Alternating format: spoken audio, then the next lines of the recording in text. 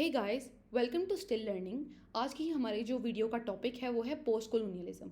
ये हमारी literary theories की सीरीज़ है और आज हम पोस्ट कोलोनियलिज्म को डिस्कस करेंगे। तो पहली बात तो ये पोस्ट कोलोनियलिज्म है क्या। पोस्ट कोलोनियलिज्म ये है कि आप सबको पता होगा कि सब कॉन्टिनेंट भी एक टाइम पे कॉलोनी रहा हुआ है।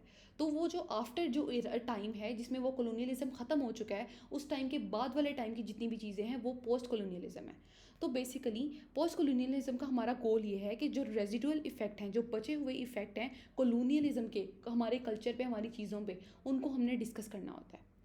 कॉन्ट्रडिक्शन बहुत ज़्यादा है पोस्ट कॉलोनियल टर्म के ऊपर, क्योंकि बहुत सारे क्रिटिक्स हैं जिनका कहना ये है कि कॉलोनियलिज्म ख़त्म नहीं हो सकता। जैसे कि हाँ, वो कंट्री जो है वो आपकी बाउंड्रीज़ को छोड़ के चला गया, वो आपके एरिया को छोड़ के चला गया, लेकिन उसके बावजूद आपके माइंड पे, आपके कल्चर पे उनके इम्प्रिंट्स हैं, उनके इम्पैक्ट हैं, वो कभी भी ख़त्म नहीं हो सकते। आप उसको ख़त्म कर नहीं सकते।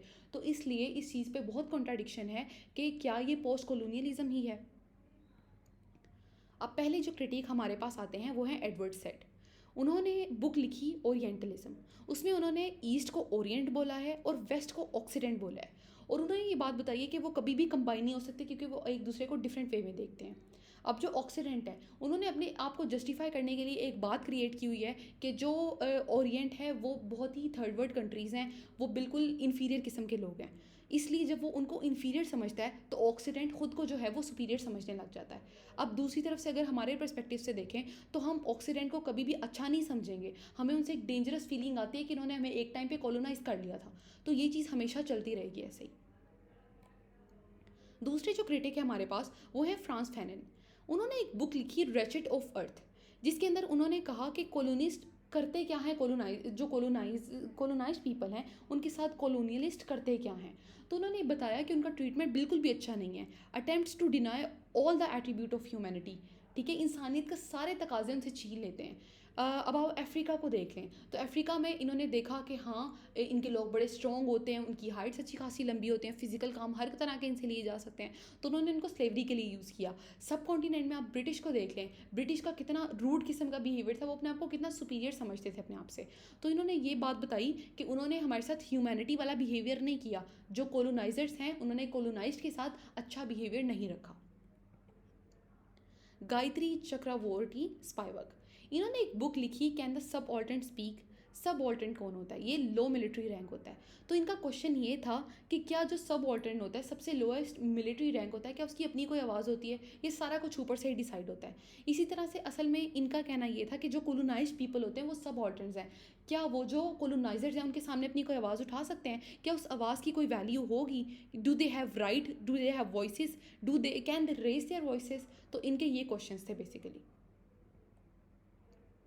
जो आखिरी हमारे पास थ्योरिस्ट हैं वो हैं होमी के भाभा। उन्होंने दिया हाइब्रिडिटी कॉन्सेप्ट। ये कॉन्सेप्ट ये था कि अगर कोई कल्चर दूसरे कल्चर से किसी चीज़ को बोरो करता है then it is totally fine. अपने कल्चर को प्रमोट करने के लिए अगर आप दूसरे से कोई चीज़ ले रहे हो तो ये बिल्कुल फ़ाइन है। अब आप सर सैयद अहमद ख़ान को देख लें, उन्होंने बोला कि नहीं, we should learn English, it is fine. तो इसका भी कहना यही है कि अगर कोई चीज़ आपके कल्चर को नुकसान नहीं पहुंचाती तो आपको बल्कि वो लेनी चाहिए। और जब आप किसी और कल्चर को हाइब्रिडिटी मोड पे जाते हो तो ये होता है कि आपको सिर्फ नेगेटिव चीज़ें नहीं मिलती, आपको उससे कहीं ज़्यादा पॉजिटिव चीज़ें मिलती हैं। तो आपको इस चीज़ को अप्रिशिएट करना चाहिए। अब पोस्ट कोलोनियलिज्म जो है वो डील किससे करता है? पहली तो है cultural identity in colonise society. अब कल्चरल आइडेंटिटी डेफिनेटली हमारी चेंज होती है, हमारे पास दूसरों का कल्चर आता है, वो कल्चर हाइब्रिड मोड पे चला जाता है। जैसे कि होमी के बाबा ने कहा है, उसने तो खैर उसको पॉजिटिव डिस्क्राइब किया है, लेकिन ये ऑब्वियस सी बात है कि कल्चर एक दूसरे में शिफ्ट होता है। Dilemmas of developing a national identity. आप ऑब्वियसली आप एक टाइम पे कोलोनाइज थे और अब आप फ्री हुए हो, तो आपके अंदर डिलेमास आते हैं अपनी नेशनल आइडेंटिटी को लेके। और तीसरी चीज़ ये कि जो कोलोनाइजर्स है उनका लिटरेचर कोलोनियलिज्म को जस्टिफाई कैसे करता है। जैसे मैंने आपको पहले भी बताया कि वो कहते थे कि वो जी इन्फीरियर पीपल हैं, तो थर्ड वर्ल्ड कंट्रीज़ हैं, तो उनको कोलोनाइज करना फ़ाइन है। ये थी हमारी आज की वीडियो। अगर आपको वीडियो पसंद आई है तो लाइक कीजिए और चैनल को सब्सक्राइब कीजिएगा।